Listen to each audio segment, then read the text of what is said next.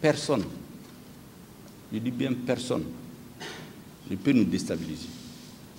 Notre peuple est un grand peuple. Les peuples de France, les peuples européens sont des peuples amis. Beaucoup de Français sont des amis du Mali, mais qui ne comprennent pas les jeux de leur gouvernement, en réalité. Nous ne confondons pas le peuple français et les dirigeants qui ont un autre agenda, qui ont leur propre projet, qui n'ont rien à voir souvent à ce qu'ils disent, même à leur opinion publique. Ils n'ont jamais dit à leur opinion publique, quand ils intervenaient en 2013, qu'ils allaient diviser le Mali pour créer un sanctuaire pour les terroristes. Ils n'ont jamais dit.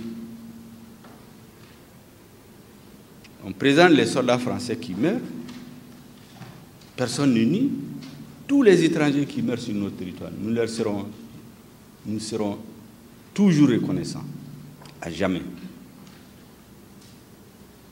On nous dit qu'on est venu libérer le Mali. Pourquoi arriver au nord du Mali, la France a interdit à l'armée malienne d'occuper tous les territoires. Pourtant, le président français avait dit l'objectif de l'opération Serval, 3 objectifs: détruire le terrorisme, restaurer l'autorité de l'État malien sur l'ensemble du territoire, appliquer les résolutions des Nations Unies. C'est ce qui a été dit à la face du monde. Mais l'opinion publique française, les Français, certains dont les enfants meurent, ne savent pas que c'est leur gouvernement qui a coupé le Mali en deux, créé un sanctuaire où les terroristes ont été s'allier et s'organiser pendant 2 ans pour revenir envahir notre pays. Ils ne disent pas ça à leur opinion publique.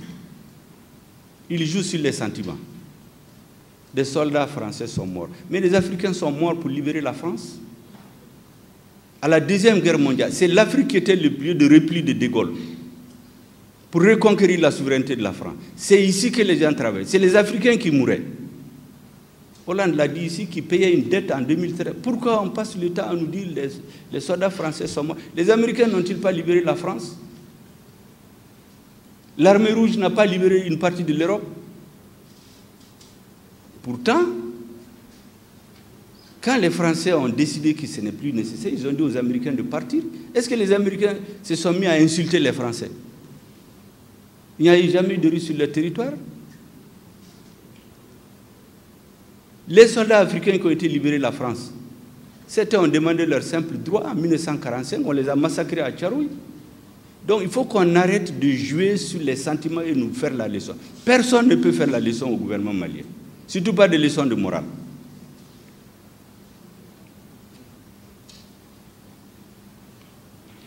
Notre pays est profondément lié à la France par l'histoire. En dehors de la Côte d'Ivoire, c'est le pays où nous avons le plus grand contingent de Maliens. En dehors de la communauté algérienne, les Maliens sont les plus nombreux en France. Leur appui à notre économie, leur poids dans notre société, sur le plan économique, culturel, c'est plus important que l'aide de la France au Mali.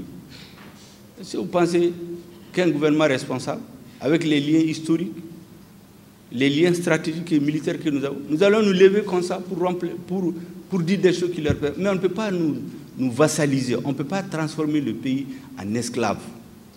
Ça, c'est terminé. Il n'y a pas de zone d'influence. En tout cas, le Mali ne fait pas partie de la zone d'influence d'un pays. On a partagé l'Afrique le 28 février 1985 en zone d'influence.